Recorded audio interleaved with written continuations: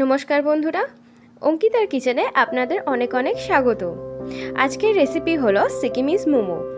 একদম সিকিমের স্টাইলের মোমো, তার সাথে সিকিমের স্টাইলের মোমো চাটনি আর রয়েছে চিকেন স্যুপ।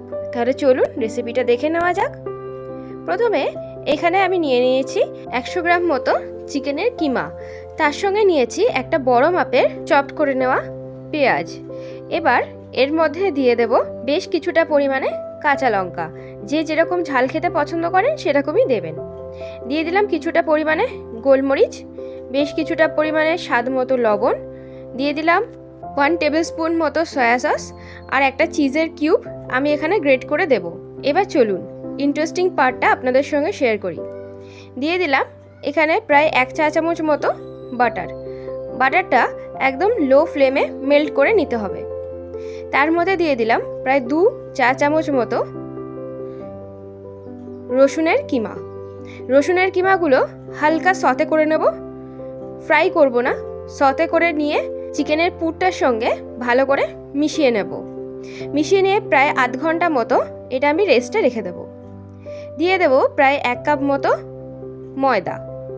ময়দা দিয়ে দিলাম 2 টেবিল স্পুন মতো সাদা তেল।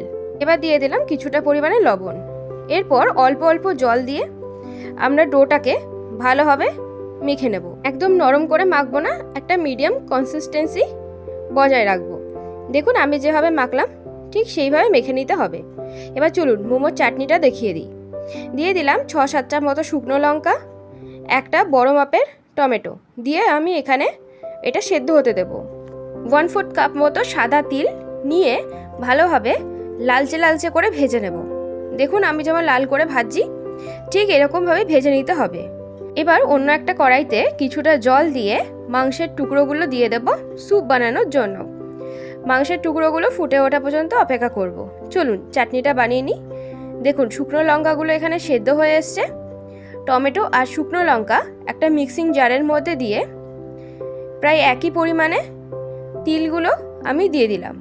আর দিয়ে দেবো প্রায় বড় চামচের 1 চামচ মতো রসুনের কিমা দিয়ে একটা স্মুথ পেস্ট করে নিলাম।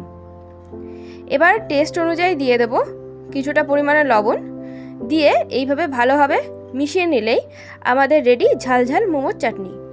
এবার স্যুপটা বানিয়ে নিই। দিয়ে দিলাম 1 চা চামচ পরিমাণে বাটার, দিয়ে দেব প্রায় বেশ কিছুটা মতো রসুনের কিমা আর একটা মিডিয়াম সাইজের পেঁয়াজ চপড করে নিয়েছি সেটা দিয়ে দিলাম।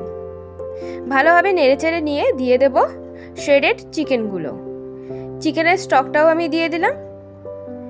দিয়ে ভালোভাবে নেড়েচেড়ে নিয়ে এর মধ্যে দিয়ে দেব স্বাদ মতো লবণ, দিয়ে দেব গোলমরিচ, বেশ কিছুটা পরিমাণে গোলমরিচ দিলাম।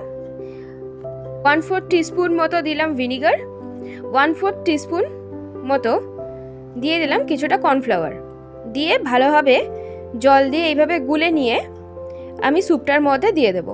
স্যুপটা যতক্ষণ না ফুটে উঠছে ততক্ষণ পর্যন্ত অপেক্ষা করব। এবার চলুন মোমোগুলো বানিয়ে নিই। যে ময়দাটা মেখে রেখেছিলাম সেটা আরেকটু ভালোভাবে হাত দিয়ে ঠেসে নিয়ে এইভাবে ছোট ছোট করে লেচি করে নেব।